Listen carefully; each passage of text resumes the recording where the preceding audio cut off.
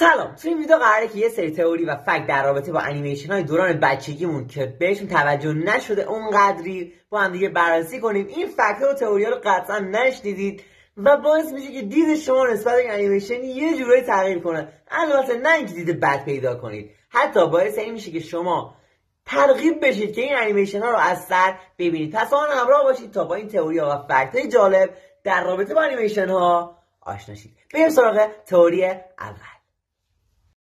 اولین تئوری در رابطه با فیلم ماشین‌ها و شخصیت دوست داشتنی مک‌کوینه.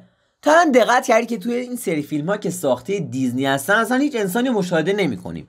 شاید در دید اول این واقعا طبیعی باشه چون این انیمیشن در رابطه با ماشین هاست و طبیعتا نباید هیچ انسانی درون اون باشه، ولی خب هر چقدر که جلوتر میریم و فکر میکنیم متوجه یک نکته میشیم. این نکته که در آینده ربات‌ها و سیستم عامل‌های هوشمند جای ما انسان‌ها رو میگیرن و نسل انسان رو به اتمام میره. حالا چرا من این نکته رو میگم؟ توی قسمت دوم اگه یادتون باشه که مطمئنم خیلی یادتون هست، کاراگاه وقتی به بازار سیاه دست دوم فروشی میره تا یه نفر رو پیدا کنه، یه ماشین قدیمی اونجا میبینن که چشماش توی چراغ‌هاش بود. اولین ماشینی که در واقع میشه گفت ماشین چشماش توی چراغ‌هاش بود همون ماشین بود و در طول فیلم و در طول قسمت‌های مختلف همچین چیزی ما نمیبینیم.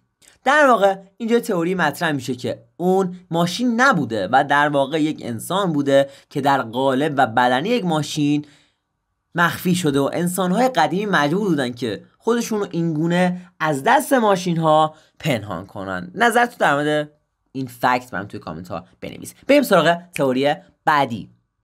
تئوری دوم در رابطه با انیمیشن سیمپسون ها که اگر ندیده باشید قطعا دربارش شنیدید. سیمپسون ها که اصلا نیاز به بررسی ندارن چون انقدر توی یوتیوب ویدیو دیدیم و همه میدیم که چطورن و اینا. ولی خب یه نکته دیگه شاید برای برخی سوال بشه که اوکی چطور میتونن آینده رو پیش بینی کنن؟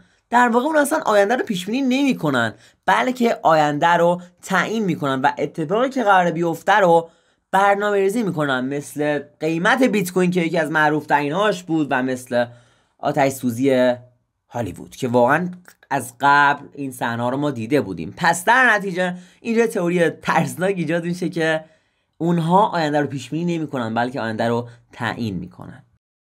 تئوری بعدی در رابطه با یکی از خاطره انگیزترین انیمیشن های دوران بچگی همونه، باب اسفنجی.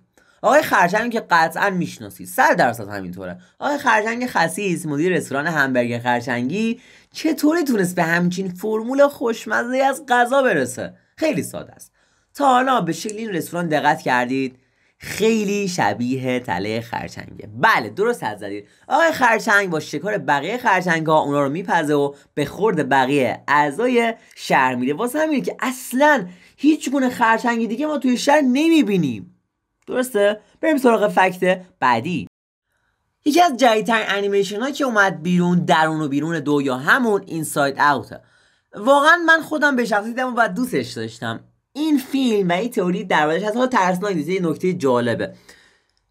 توی این فیلم رایلی و اندی از فیلم اسباب بازی یادتون باشه فامیلن. چرا؟ رایلی از کارت‌های تئوری استفاده میکنه که به نام مادر اندیه.